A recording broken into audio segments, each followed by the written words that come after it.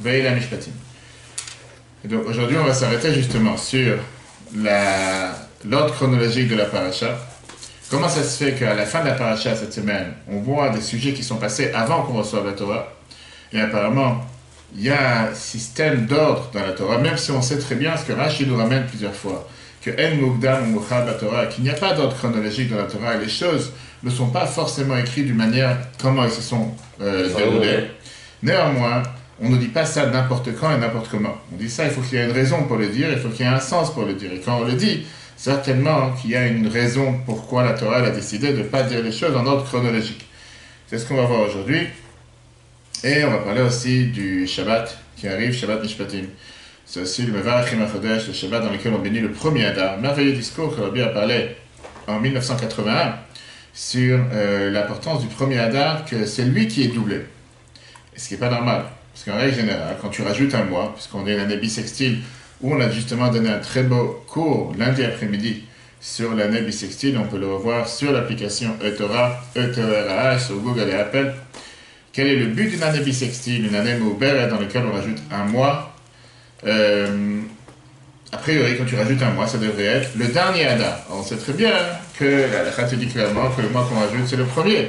Parce que tu vois très bien que Purim, il n'est pas fêté le premier, il est fêté le deuxième. C'est comme si on va dire le mois essentiel, c'est le deuxième, et le mois qu'on a rajouté est le premier. On va voir une explication merveilleuse du Rabbi qui t'explique comment se fait-il que ce que tu rajoutes est le premier et pas le deuxième. A priori, si l'année a 12 mois, tu rajoutes le 13e qui doit être en plus. Donc ça aurait dû être le deuxième Adar qui est en plus et pas le premier Adar qui est en plus. Ça, on verra si tu veux à la fin avec un enseignement très très riche.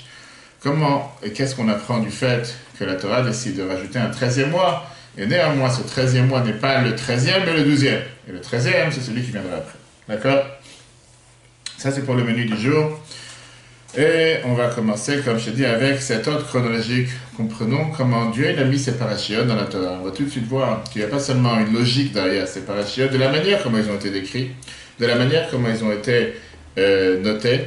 Mais on va voir qu'entre Yitro la semaine dernière, Mishpatim cette semaine, Trouma la semaine prochaine, et après on va passer à Kitissa dans 2 semaines après, on va voir qu'il y a tout un système, il y a tout un ordre qui vient nous expliquer c'est quoi les enjeux majeurs du don de la Torah, pourquoi Dieu il a voulu qu'on reçoive les dons de la Torah de cette manière, et pourquoi ça a été inscrit de cette manière. Prenons d'abord les faits. Parashat Yitro, c'est vrai que c'était la semaine dernière, mais pour comprendre comment la Torah nous les a notés. Premier Sivan, qu'est-ce qui s'est passé? Yitro, chapitre 19, verset 1. Là-bas, on te dit au 3e mois, le jour même, ils arrivèrent au désert du Sinaï. D'accord? Donc ça, c'est le premier Sivan. Le lendemain, le 2 Sivan, Torah, elle te dit, Moïse monta vers le Seigneur, qui lui dit en haut de la montagne, adresse ce discours à la maison de Jacob, sa déclaration aux enfants d'Israël. Vous serez pour moi une dynastie de Kohanim et une nation sainte. Le peuple entier répondit d'une voix unanime, tout ce qu'a dit l'Éternel, nous le ferons. Ça s'est passé, jour numéro 2. Le 3 Sivan, qu'est-ce qui s'est passé? Et Moïse rapporta les paroles du peuple au Seigneur. L'Éternel dit à Moïse, voici, je t'apparaîtrai au plus épais des nuages, afin que le peuple entende que c'est moi qui te parle, et qu'en toi aussi, ils aient foi constamment. Ça, c'est le 3e jour. 4e jour, qu'est-ce qui s'est passé le 4 Sivan? Moïse dit au peuple, tenez-vous prêts pour le 3e jour, n'approchez pas d'une femme, en 2 mots, se préparer, se purifier, etc., etc. Et bien sûr, on a juste après, le 6 et le 7 Sivan, Dieu prononça toutes ces paroles, les 10 commandements, je suis l'Éternel ton Dieu, qui t'a fait sortir d'Égypte, etc. Après Matan Torah, on a vu ça la semaine dernière à la fin de la paracha. Qu'est-ce qu'on voit comme loi? Dieu dit, ne m'associez à aucune divinité, Dieu d'argent, Dieu d'or, n'en faites pas pour votre usage, tu feras pour moi un autel de terre sur lequel tu sacrifieras tes holocaustes et tes victimes rémunératoire, ton menu et ton gros bétail en quelque lieu que je fasse invoquer mon nom, je viendrai à toi pour te bénir. Voilà l'ordre chronologique des faits. Du premier Sivan au 6 Sivan. D'accord. Passons maintenant à ce qui se passe dans la paracha Mishpatim. Paracha Mishpatim qui est la paracha de cette semaine. Comme on l'a expliqué longuement dans les cours précédents cette semaine, qu'on peut revoir sur l'application eTorah, E-T-O-R-A-H sur Google et Apple, comme quoi le Rabbi dit en 89 que c'est une paracha richissime puisque c'est la 18e paracha depuis le début de la Torah. Or, la paracha Yitro, c'était la 17e, 17, compte numérique Tov, qui veut dire bien. Et la paracha Mishpatim, c'est la paracha Chai, vie, qui veut te dire que justement ces lois qui te paraissent les plus bizarres sur terre, qui n'ont rien à voir avec le peuple juif, ces lois ont été données cette semaine pour te dire que la Torah, elle attend de nous de vivre avec les valeurs de la Torah, et pas juste être un juif à la synagogue, ou être un juif quand tu pries, ou être un juif quand tu apprends, mais quand tu te comportes dans la vie de tous les jours, quand tu te comportes dans le commerce, quand tu te comportes dans une vie normale, te comporter comme un animal. Alors, là, ce qui dérange, c'est que, on a posé la question déjà lundi et mardi dans les autres cours. Le premier verset de la paracha te dit « Et voici les lois que tu leur exposeras ». On a posé la question « Quand est-ce qu'il s'est passé ces versets? Quand est-ce que Moshe a donné ces lois ?» Il y a plusieurs avis, on a vu ça déjà longuement dans le cours lundi soir, on peut revoir sur l'application. Mais on sait très bien que c'était 40 jours après le don de la Torah. On a vu deux avis, Rashi et Ramban. D'après un certain avis, c'était le jour même. D'après un certain avis comme Rashi, c'était 40 jours après. C'était quand Moshe s'apprêtait à monter au ciel pour recevoir, pour donner les tables de la loi, je veux dire, une fois qu'il est monté au ciel pour les recevoir, etc. Puisque c'était le 17 Tammuz. Le 17 Tammuz, il a donné les tables de la loi. Et malheureusement, il a vu le veau d'or, il les a cassés, etc. C'était sa période de 40 jours, du 6 Sivan au 17 Tammuz. Alors, la question qui dérange, c'est que, à la fin de la paracha de cette semaine, tout d'un coup, tu as ce verset bizarre, chapitre 24, verset 1. Dieu dit à Moïse, monte vers l'Éternel. Moïse raconta au peuple les paroles de l'Éternel et les statuts. Et tout le peuple s'écria d'une seule voix, tout ce que a prononcé l'Éternel, nous l'exécuterons.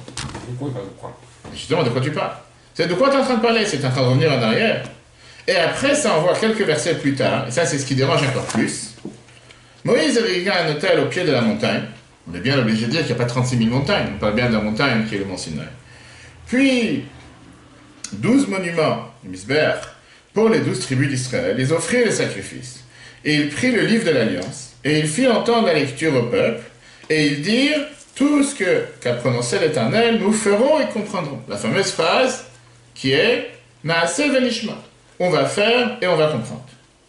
Moïse prit le sang, aspergea le peuple et dit, ceci est le sang de l'Alliance que l'Éternel a conclu avec vous, touchant toutes ces paroles. Et là, ce qui dérange est la suivante. C'est la question qu'on va voir aujourd'hui. C'est ce qu'on s'arrête, c'est cet ordre chronologique des événements qui apparemment ne sont pas en ordre ici. Puisque tu vas pas me dire qu'on a dit Naaseh venishma qu'on va faire et on va comprendre 40 jours après qu'on a reçu la Torah au Mont Sinaï. Ça n'a pas de sens. L'idée même du fait qu'on a reçu la Torah, pourquoi on l'a reçue? Parce qu'on a été d'accord de faire la Torah en disant que tout ce que Dieu nous a demandé de faire, on va le faire sans poser de questions, etc. Donc ça, c'est les textes. Voyons comment Rabbi nous décrit ça de manière... Les questions, on va d'abord approfondir dans les questions, après on va commencer à voir la réponse, et surtout l'enseignement majeur que la Torah va nous faire passer aujourd'hui. Puisque, une fois que la semaine dernière, on a vu différentes lois par rapport au Dieu d'argent, au Dieu d'or, qu'on vient de voir, tout d'un coup on te dit que Moshe est monté vers le ciel. Et Rashi te dit clairement que cette paracha, elle a été dit avant les 10 commandements. Quel jour? Le 4 Sivan. Le 4 Sivan, c'est comme Moshe a dit, allez, qui monte vers le ciel. Ça veut dire quoi? Que si on suit l'ordre chronologique qu'on a expliqué tout à l'heure, qu'on a ici du 1 au 7 Sivan, on a vu ce qui s'est passé. Et tu me dis, d'après Rashi toujours, parce qu'il y a des autres décisions, des autres commentateurs qui te disent que c'était pas 40 jours plus tard, c'était le jour même. Mais tu me dis, d'après Rashi, que cette paracha Mishpatim a été dit 40 jours après qu'on a reçu la Torah au Mont Sinaï. Comment se fait-il qu'à la fin de la paracha de cette semaine, on revient avec un événement qui s'est passé 42 jours plus tôt, le 4 Sivan? Alors, demande pourquoi tout d'un coup tu t'es rappelé que tu as oublié un morceau du film. T'as qu'à faire aujourd'hui avec iMovie, avec n'importe quel Photoshop, n'importe quel système de photo. Tu prends le morceau du film, tu le remets au début. Comment se fait-il que la Torah te dit ici? Et Rabbi accentue la question en te disant qu'on est obligé de dire que cette paracha, toute cette phrase qui a été dit, que le peuple juif a dit, Naaseh venishma, a été dit avant les 10 commandements. Ça n'a pas de sens de dire qu'on a reçu les 10 commandements. Et seulement des semaines plus tard, on s'est réveillé pour dire, ce qu'on a reçu il y a 3 semaines, il y a 1 mois, il y a 2 mois, maintenant on va le faire, on va le comprendre. Encore une fois, on est ici figé sur le fait qu'on veut comprendre le sens simple du verset. Et Rashi te dit à chaque fois que l'obati le farash et la pshuto shel mikra, moi je cherche à expliquer et comprendre le sens simple du verset. Et si le verset te met le sens de telle manière, il y a quelque chose qui dérange ici, il y a quelque chose qui ne va pas. Surtout qu'on parle au début de la paracha, qu'on te parle dans cette paracha que Moshe monte au ciel, après Matan Torah, après le don de la Torah, pour aller chercher les 10 commandements. Et là, on voit ça dans le texte. D'abord, du langage du verset. C'est écrit vers Moshe Amar, à Moshe il a dit, allez à Hachem, monte vers Dieu. Et c'est pas écrit comme d'habitude, Vayomer Hachem et Moshe, Dieu il a dit à Moshe. Ça veut dire qu'il lui a dit déjà les éparachiotes. Une fois qu'il a déjà dit tout ce qu'il fallait dire, maintenant il a dit tu peux monter au ciel. Numéro 2, la logique te fait comprendre qu'on parle ici de cette base fondamentale qu'on n'arrête pas d'expliquer dans tous les livres, partout, le fait que le peuple juif a décidé de prendre l'alliance, de devenir le peuple élu, le peuple choisi. C'est bien quelque chose qu'on a fait avant de recevoir la Torah. On n'a pas dit qu'on allait le faire une fois qu'on a reçu la Torah. Ça n'a pas de sens de dire qu'on l'a dit après. Logique. Mais là, Rabbi te dit, il y a quelque chose qui dérange. Parce que Rashi te dit que En Mukdam Muchab Torah. Il n'y a pas d'ordre chronologique dans la Torah. On sait très bien que la Torah n'est pas là pour te donner les événements. En ordre chronologique, c'est pas un roman, c'est pas un livre d'histoire, c'est pas forcément écrit ce qui s'est passé en 1940, en 1950, en 1970, et après t'as pas le droit de dire ce qui s'est passé en 1930. La Torah a le droit de te dire les choses pas en ordre, sauf, comme je t'ai dit tout à l'heure, si jamais la Torah ne dit pas les choses en ordre, il y a une logique, et il y a une raison pourquoi. Et c'est ce qu'on veut comprendre aujourd'hui, c'est ce qu'on veut s'arrêter. C'est pas comme ça, on fait tout et n'importe quoi. Si la Torah ne te donne pas les choses en ordre, il y a certainement une logique, il y a une raison à ça. Et comme on voit dans Rashi, par exemple, quand Rashi te dit « Terach, il est mort à Haran », qu'après, qu'il a expliqué qu'en vérité, Terach, il est mort beaucoup après, pas avant. Pourquoi il a devancé de dire que Terach, il est mort? On a expliqué déjà longuement dans les autres cours, c'était pour pas faire la honte à Abraham, ne pas faire croire à Abraham qu'il a abandonné son père, etc. Donc il y a toujours une logique derrière le fait qu'on ne dit pas les choses en ordre chronologique, et quand on ne dit pas les choses en ordre chronologique, il y a certainement une raison. Et donc c'est ce qu'il faut comprendre ici. Comment se fait-il que la Torah, elle te dit ici des choses à la fin de la paracha de cette semaine, Mishpatim, dans lequel on te dit que le peuple juif a dit, Naaser Venishma, on va faire, on va comprendre. Et elle te dit quand, une fois qu'on a déjà passé le don de la Torah, une fois qu'on a déjà reçu les autres lois, alors c'est quelque chose qui s'est passé le 4 Sivan. Et donc cette paracha n'est pas écrite à sa place, elle aurait dû être écrite à sa place.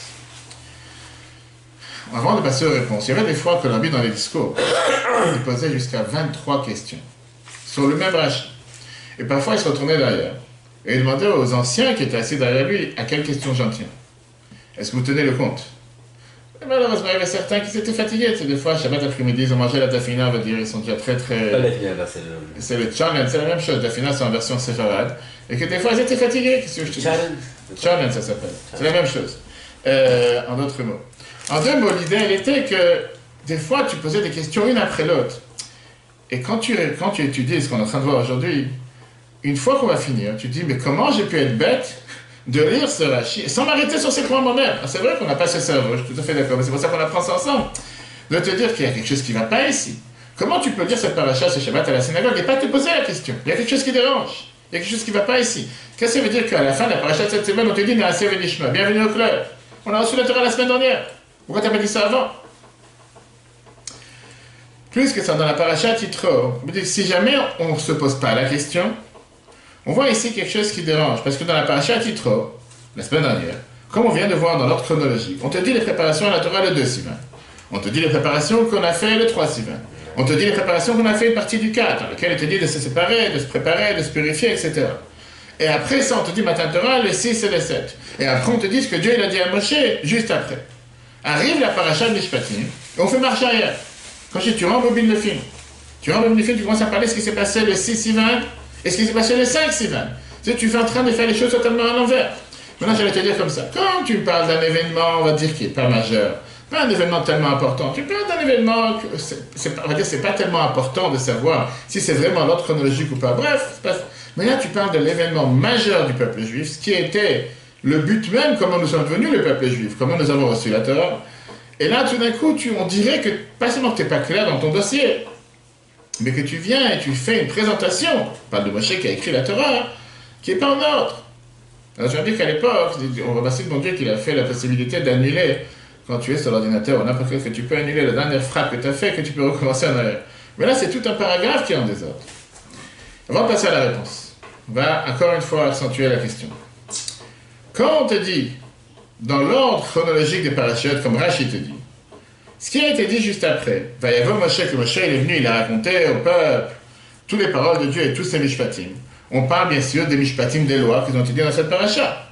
D'après eux, ça a été dit le jour qu'on a reçu la Torah. Cette paracha mishpatim, on était là que Rashi n'est pas d'accord, Rashi te dit que mishpatim c'est 40 jours plus tard. Mais Rashi, donc même pour eux on a un problème. Parce que même pour eux que ces mishpatim ont été dit ce jour même, pourquoi tu ne peux pas décaler ça à la fin et mettre la partie de la fin au début? Plus ou moins, on sera toujours encore dans le contexte. de l'histoire de ce qui s'est passé avant qu'on reçoive la Torah. Parce que ce qu'on veut, ce qui nous cherche à comprendre et ce qui est difficile, c'est que dire on va faire, mais on va comprendre, on l'a dit avant de recevoir, pas après.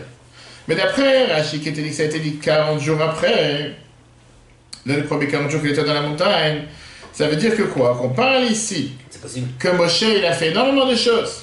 Il a tellement de choses se sont passées entre le don de la Torah et entre ce qui a été dit à la fin.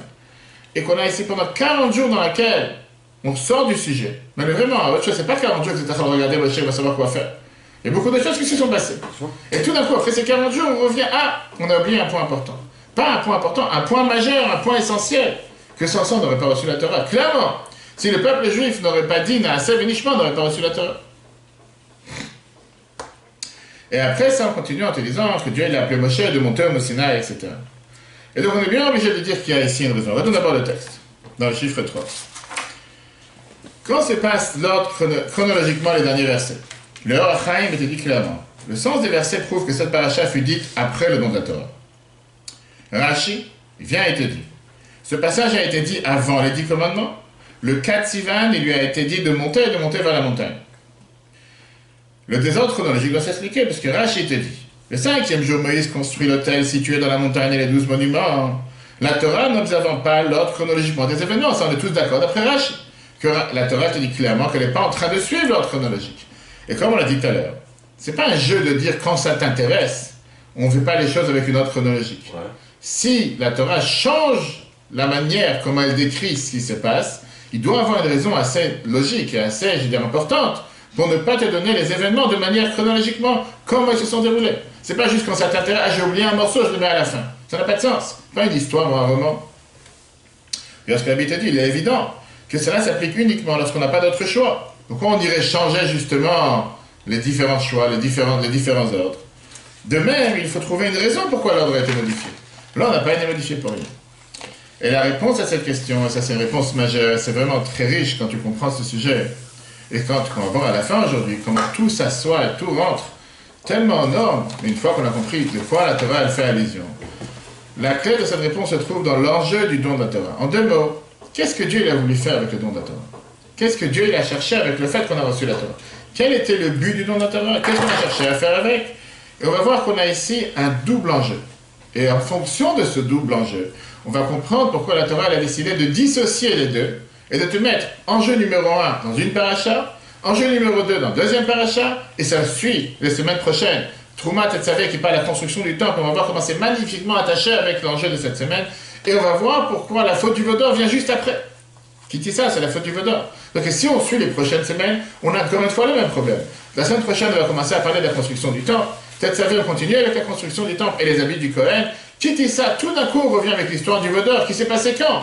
Logiquement parlant, cette semaine, 40 jours après qu'on a reçu les 10 commandements, et après on continue encore une fois à répéter comment on a construit le temple. Donc encore une fois, on est tellement hors contexte. Si tu aurais dû mettre l'ordre normal, on aurait dû dire comme ça. On aurait dû avoir Yitro avec le paragraphe de cette semaine. Mishpatim, les lois, on a déjà expliqué comment elle a été pondue cette semaine, cette paracha, on a vu ça dans les cours précédents, comme on a dit, on peut revoir sur l'application Torah les détails. Après on continue avec la construction du temple, mais cette paracha qui te parle du Vaudor, de Kitissa, qui est dans 3 semaines, le Vaudor ça a été quand? 40 jours après le don de la Torah. C'était quand 40 jours d'après Rashi? Cette semaine. Donc mets-moi le Vaudor dans cette semaine. Ouais. Et après fini les 4 parachutes qui parlent du don de la construction du temple, tout ensemble. Et là on voit que tu as apparemment un chamboulement qui n'a pas lieu d'être. On te parle d'abord du premier Sivan au 6 Sivan. Cette semaine on te parle des choses qui se sont passées 40 jours plus tard. À la fin de la paracha on revient à ce qui s'est passé le 4, le 5 et le 6. Après ça on commence à te parler de la construction du temple. Et dans 2 semaines plus tard on commence à te parler du Vaudor qui était cette semaine. Mais là, comment on va comprendre cette double enjeu de la paracha, cette double enjeu de l'histoire, de qu'est-ce que Dieu a cherché à faire avec le don de la Torah? On va comprendre pourquoi la Torah a décidé de nous placer ces parachiotes de cette manière, parce qu'on parle ici en termes d'enjeux majeurs, de qu'est-ce que Dieu voulait faire avec le peuple juif, et en fonction de ces enjeux, c'est pour ça que les parachiotes ont été mis d'une telle manière. Ok, quels sont les enjeux? Chiffre 4.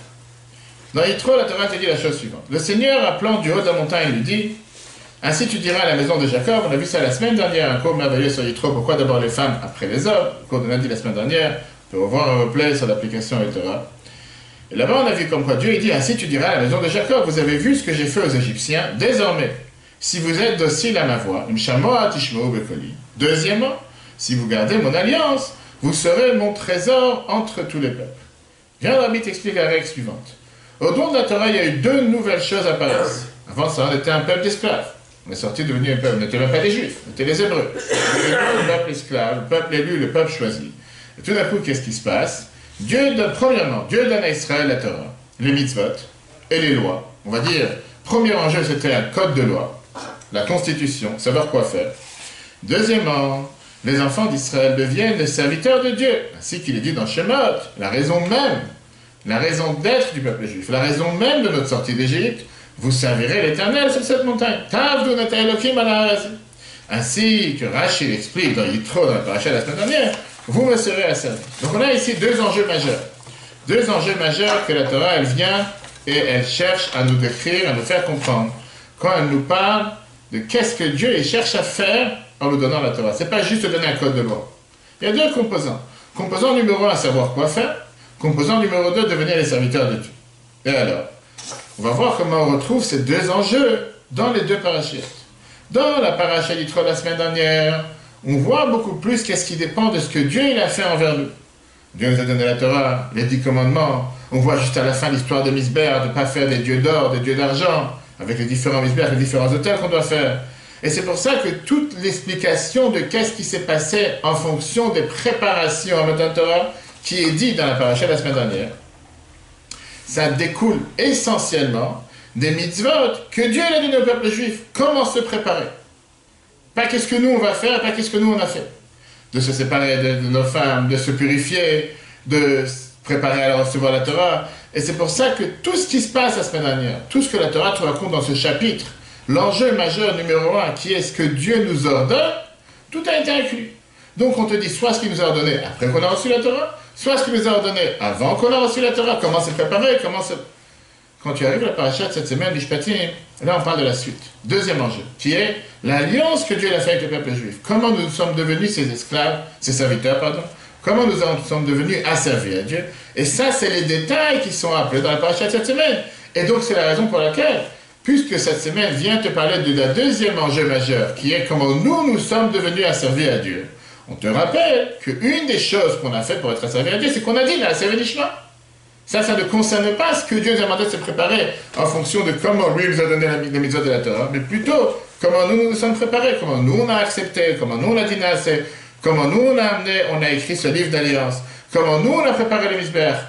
Et donc automatiquement on comprend clairement le déroulement des sujets qui sont rapportés dans la paracha Yitro. Même si ce n'est pas en ordre, et ça c'est la réponse à la question qu'on a posée tout à l'heure, que Rachid te dit qu'on ne dit pas, qu'en général, la Torah ne te dit pas les choses en ordre chronologique seulement s'il y a une raison valable et cohérente et surtout une raison importante. Et ça, c'est ce que Rabbi t'explique, ça c'est la raison. On a voulu ici te décrire deux chapitres dans l'histoire. Ces deux parachutes qui sont indissociables. Tu as d'un côté l'enjeu numéro 1 qui est comment Dieu a décidé de nous faire, comment Dieu a décidé de nous créer en termes de son peuple. Mais c'est de sa part, comment lui nous a donné les mitzvot. Et après, tu as le fait, donc, Ta'avdu neta Elokim, quand nous, on va devenir ses serviteurs, quand nous, on va devenir ceux qui vont faire ce qu'il nous a demandé. Voyons maintenant, qu'est-ce que nous, on a pris sur nous pour faire envers lui. Et qu'est-ce que nous, on a pris sur nous pour faire envers lui. Bien sûr qu'il y a toutes les lois qu'on a la paracha de cette semaine. Et après ça, on a Naaseh v'nishma. On a clairement dit Naaseh, on va faire. Après, on a dit Naaseh. Mais ça, c'est ce qui dépend de nous. Donc, si on doit différencier les deux, tu as la partie numéro 1, la partie première, qui est ce que Dieu demande et attend de nous. Et qu'est-ce que nous, on a accepté. Maintenant, tu ne peux pas faire une différence entre les deux. En deux mots, s'il y aurait seulement la paracha de la semaine dernière, il n'y aurait pas eu cette semaine, on n'aurait jamais reçu la Torah. Parce qu'on ne peut pas recevoir la Torah si on n'est pas d'accord. Comme la fameuse phrase que la Torah te répète à chaque fois, En melech bloam, il n'y a pas de peuple, de roi sans peuple. Dieu ne peut pas donner la Torah à quelqu'un qui ne veut pas la recevoir. Donc, la semaine dernière, on voit qu'est-ce que Dieu a fait envers nous. Il dit, j'attends de vous, je vous donne les 10 commandements, je vais vous préparer, je vais vous faire telle et telle chose. Magnifique. Mais qu'est-ce que nous on fait? C'est pas maintenant le sujet. Le sujet, c'est d'abord de savoir ce que Dieu l'a demandé. Après cette semaine, on va voir qu'est-ce que nous, on fait envers Dieu. C'est comme si on va voir justement la même chose. C'est pour ça que je te dis, c'est tellement attaché les parachutes. Trouma Tetzavé, avec un peu de. Trouma Tetzavé, c'est les lois dans lesquelles Dieu te dit dans tous les détails comment construire le temple, comment construire l'Aaron, comment construire l'arche, comment construire le misbère, tout avec les différentes, la menorah, comment faire en sorte que ce soit telle mesure, telle quantité. Mais on ne sait pas ce qu'on a fait. Viens avec quelques coups d'œil. Et c'est exactement la répétition de ce qui a été dit dans Trouma Tetzavé. Et là-bas, c'est pas ce que Dieu nous a demandé, on te dit exactement comment on a fait à la lettre, on a mis en application tout ce qu'il nous a demandé au départ. Regarde dans les chiffres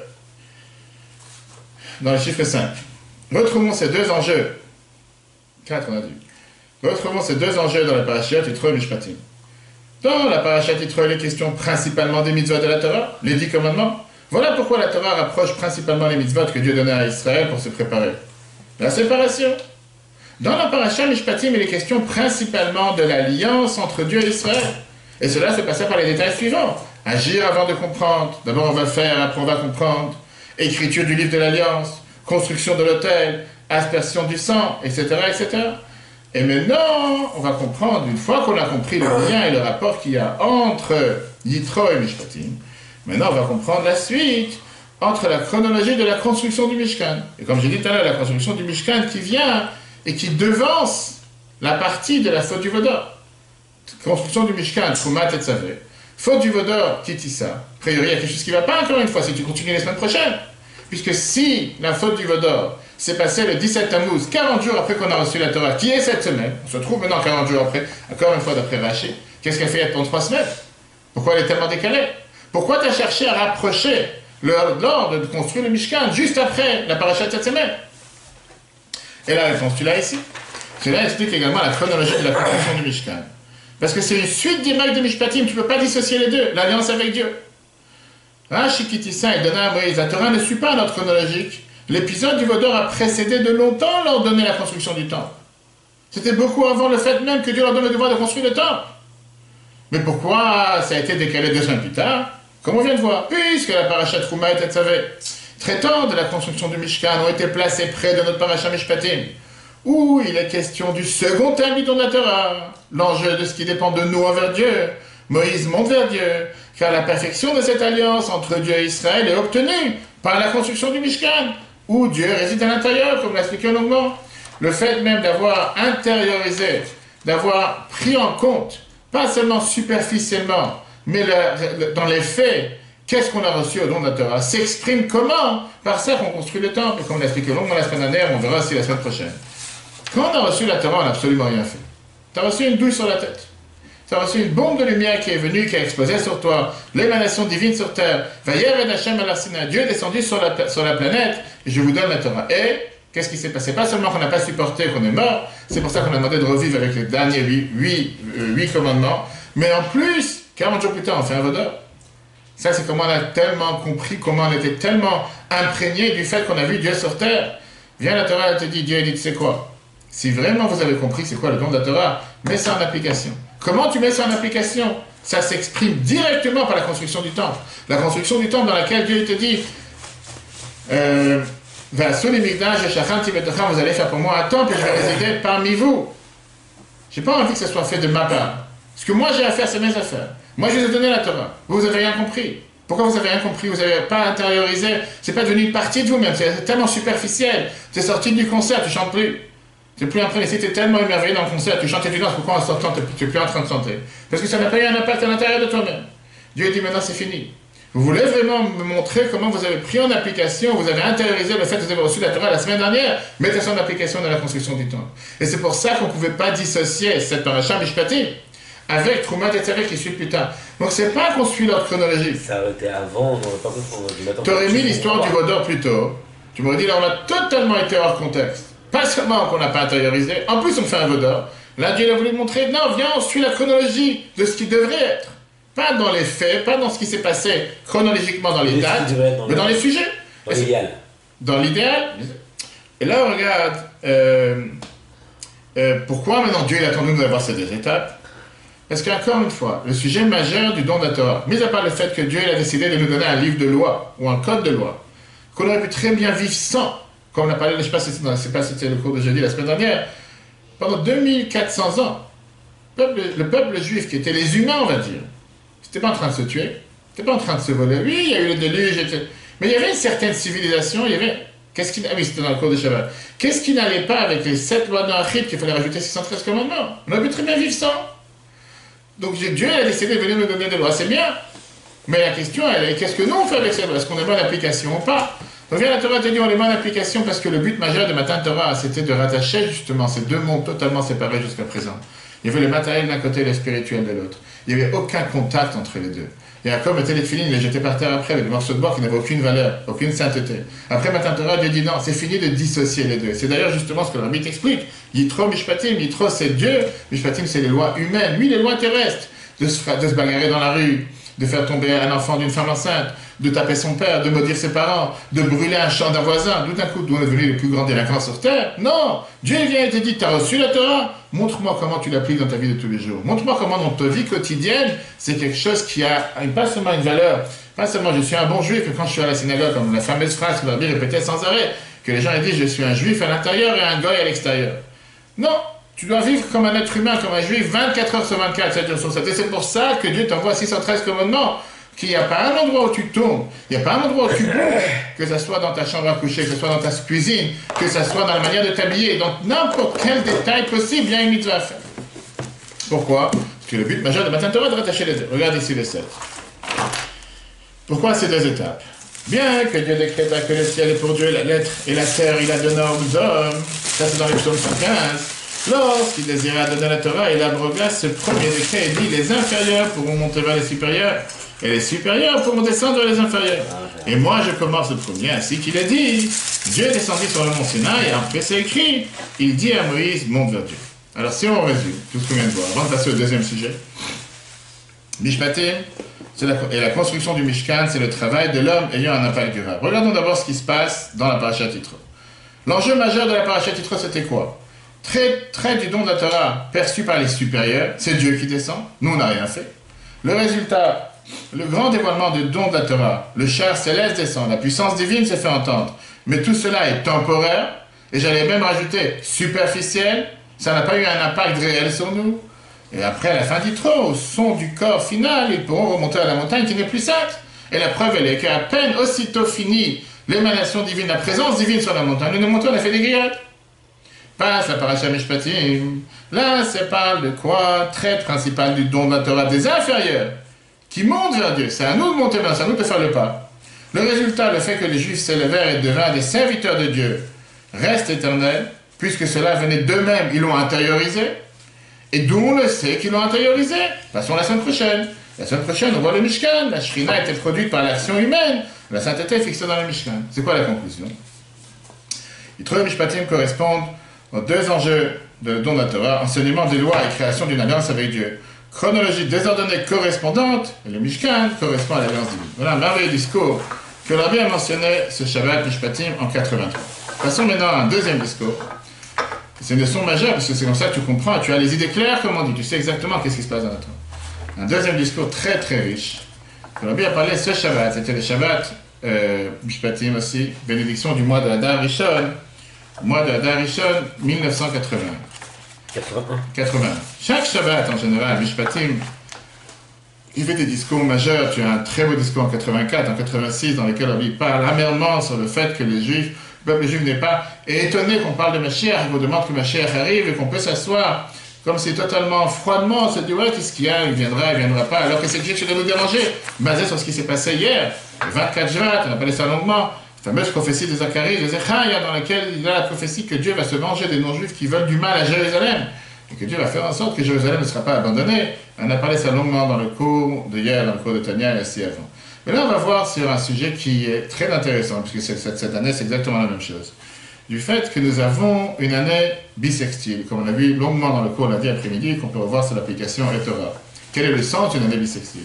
Mais surtout, un point intéressant que Rabbi relève en 81, que les gens ne font pas forcément attention à ça. Comme je te dis, que le fait qu'on a le mois du Hibour, le mois qui est rajouté, et on sait qu'en règle générale, c'est quoi l'idée d'une année qui est rajoutée? C'est le fait qu'il y a un manque à combler. Le manque à combler, ce manque se fait grâce à ça qu'on a une année bissextile. Et c'est d'ailleurs la raison pour laquelle une Shana Me'uberet est appelée une Shana Tmima, une année parfaite. Comme la Torah te dit, puisqu'on a un 13e mois. Qui veut dire, l'idée même d'une année bissextile, c'est de compléter le manque. Et pas seulement compléter le manque, parfois c'est aussi en débordement. Comme le calcul qu'on a expliqué longuement dans le cours de l'année bissextile lundi après-midi, en replay sur l'application, que puisqu'on a un cycle de 19 ans, et qu'on a une défaillance d'11 jours par an, entre le calendrier solaire et le calendrier binaire, 365 jours et 354 jours. En 3 ans, tu perds 33 jours. Ce qui fait que si tu ne vas pas attraper les mois, automatiquement tu vas finir par avoir Pessah qui n'est pas au printemps mais sera en hiver. voire à l'automne. Et c'est pour ça que tous les 3 ans ou 2 ans, en fonction du calendrier, on rattrape toujours un mois. Pourquoi 3 ans ou 2 ans? Parce que si tu rattrapes un mois après 3 ans, tu as toujours 3 jours de défaillance. Après 6 ans, tu as 6 jours de défaillance. Après encore 2 ans, tu auras 8 jours. Donc là, on préfère ajouter un autre mois après 8 ans. Mais là, on aura quelques jours en avant. Et donc, avec l'année bissextile, parfois on est en retard et parfois on est en avance. Ok.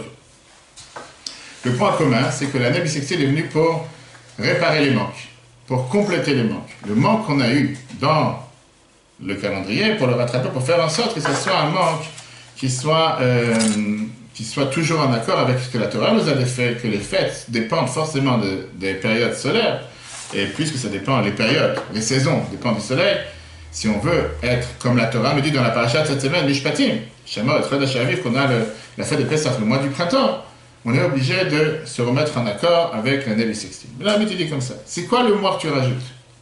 Est-ce que c'est le premier Adar ou est-ce que c'est le deuxième Adar? En règle générale, on sait que c'est le premier Adar. Premier Adar, c'est le mois qu'on rajoute. On va dire que c'est le mois qui n'est pas normal. D'ailleurs, c'est ce qu'on dit en général, que quand quelqu'un a un anniversaire, il est né dans un mois de Adar, il fête son anniversaire le deuxième mois de Adar. Oui. Parce que c'est le Purim, c'est pas le premier Adar, c'est le deuxième Adar. Un Askir, des peu différences entre Ashkenaz et Séfarad, pareil, on va faire toujours le deuxième Adar. Différentes coutumes.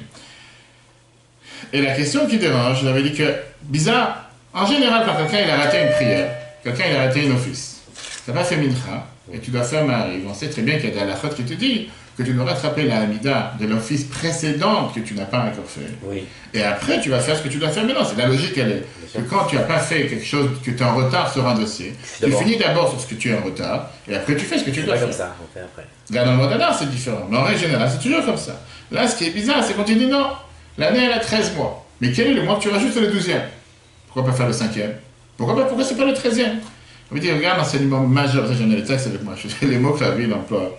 L'enseignement majeur, c'est un enseignement qu'on doit utiliser, la vie te dit pas seulement une année bissextile, mais tous les années.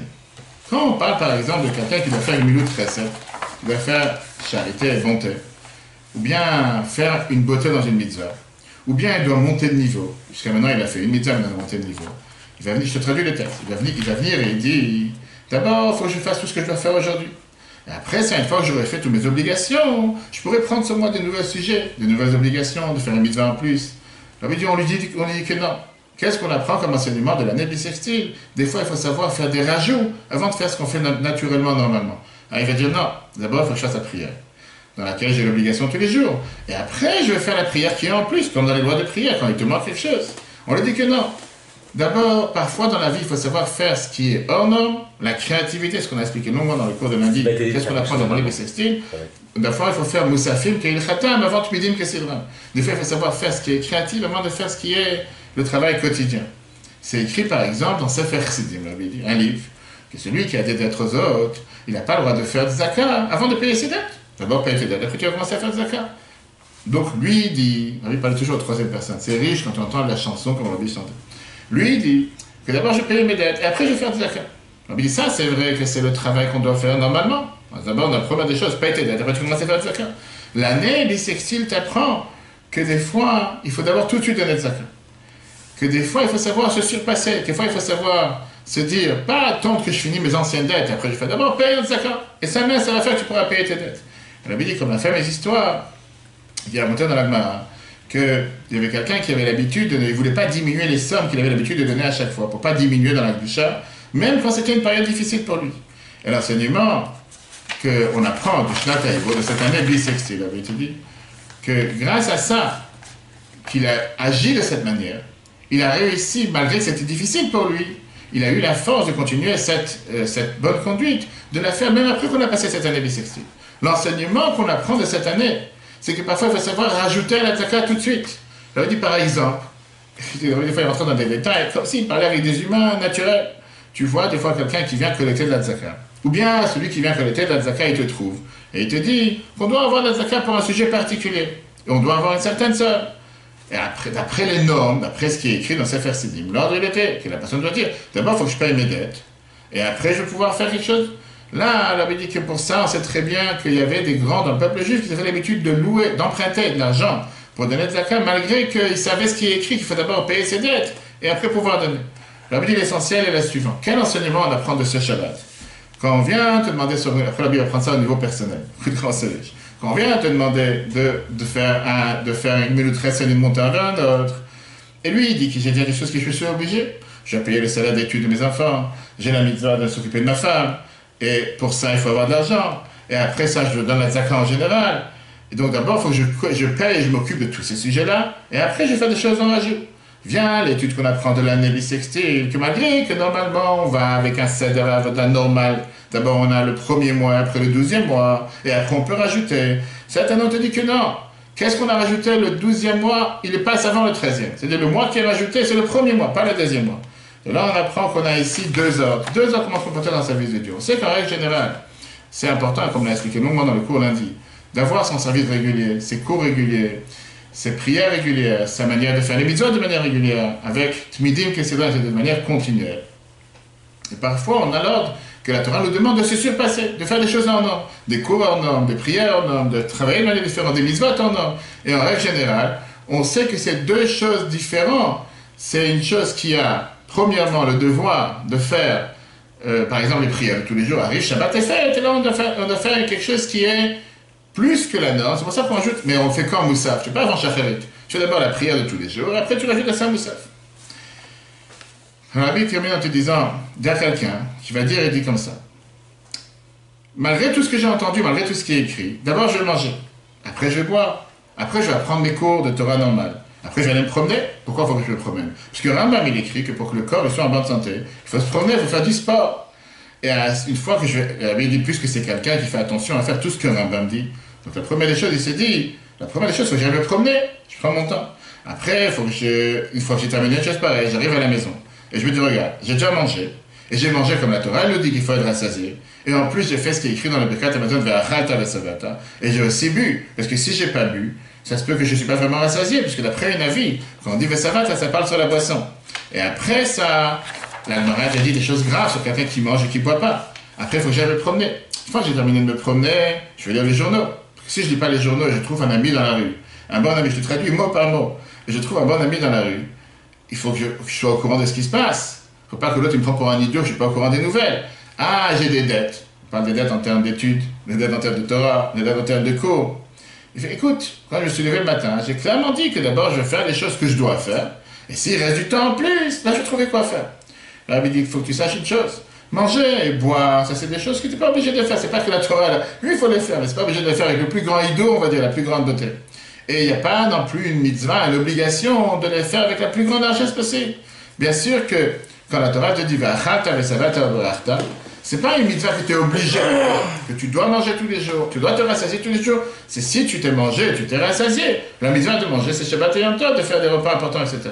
Et puis, puisque toi, tu as fait un ido, tu as fait une beauté d'en boire et manger, et en plus, tu as fait ça avec le plus grand ido possible, pas seulement les petites quantités, mais les grandes quantités. Et une fois que tu as fini tout ce que tu te dis que tu as à faire, là, tu commences à penser à tes obligations dans la gdusha. Et la vie, c'est sûr qu'à ce moment-là, il ne pense pas à ce qu'il doit faire, et au final, c'est ce qu'on appelle, on va dans le Tanya, le Yetzirah, il te mange tout cru. Parce qu'au final, la journée, elle est passée, tu n'as pas ouvert un livre, tu n'as pas prié, tu n'as pas fait ce que tu devais faire. Et c'est pour ça que la Bible, avec cette histoire qui est connue, avec la Bible précédente qui a rappelé ça longuement en 1943, que quand quelqu'un, il se pose la question, est-ce qu'il doit faire une bonne chose, une bonne action ou pas, il doit se dire d'où est venue la question et pourquoi il a eu cette question. Est-ce que cette question elle est venue juste quand il doit faire une bonne chose? Est-ce que le doute est venu? Quelqu'un qui veut faire un don important, quelqu'un qui veut faire un cours nouveau, quelqu'un qui veut organiser un nouveau shiur, quelqu'un qui veut prendre sur lui une nouvelle mitzvah, tout d'un coup il a un doute, tu lui poses à la tête. Pourquoi quand il a décidé de sortir au cinéma? Pourquoi il a décidé d'aller au théâtre? Pourquoi quand il a décidé d'aller sortir s'amuser, il n'a pas eu ce doute? Là, le Sefer Sidim te dit que quand tu as une telle question, sache qu'en général, ça vient du clou qui a envie de la personne, le roi soi-disant intelligent, qui était le mauvais penchant. Et ça, c'est des choses qu'on doit se dire quand ça arrive l'année du Hibou. Un premier Hadar, l'enseignement majeur qu'on apprend de ce premier Hadar, c'est quoi? C'est que je dois te dire qu'avant de faire des fois les choses quotidiennes, n'aie pas peur de faire le saut, pas le saut idiot, de sauter en te disant prends sur toi de faire en plus. C'est pas ça que tu vas faire en plus. Dieu va te donner la possibilité de faire en plus. Comme la fameuse histoire qui est racontée avec la chèvre, ceux qui sont venus une fois se plaindre en disant que la maison elle est trop petite, c'est pas quoi faire pour faire de la place dans la maison. Puisqu'ils avaient les poules, ils avaient tout ce que tu veux, il leur a dit va faire entrer leur. Il leur a répondu va faire entrer une chèvre chez toi à la maison. Et une fois, il a dit, mais déjà, il n'y a pas de place. Et après quelques jours, il a dit, maintenant, tu fais sortir la chèvre. Il a vu que la maison était tellement grande. Et que parfois, quand tu prends sur toi encore plus, Dieu te donne encore plus de pouvoir pour continuer à faire encore plus. Que ce soit dans le service de Dieu personnel, que ce soit dans la zakat, que ce soit dans les mitzvot, que Dieu fasse qu'on mérite de le faire. Le cours sera repris dans l'application et Torah avec ces deux enseignements majeurs qu'on a vus aujourd'hui, que ce soit l'ordre chronologique des parachiotes, l'ordre de ce Shabbat, qui est Shabbat majeur, premier bénédiction du mois de Hadar, si Dieu veut, samedi soir, conférence très particulière, si Dieu veut, à Pantin, elle avait marqué intéressant sur le sujet de la résurrection des morts. Et je vais juste noter rapidement, en deux mots, le sujet majeur qu'on va traiter samedi soir. Est-ce que la mort est inévitable? Est-ce qu'on sera une fois réunis avec nos chers disparus? Et pourquoi la résurrection des morts? C'est une croyance fondamentale du judaïsme. Si Dieu veut, on aura cette conférence aussi sur Facebook, samedi soir à 20h30. Très bonne journée à tous. Chodesh Tov, et si Dieu veut, à la semaine prochaine.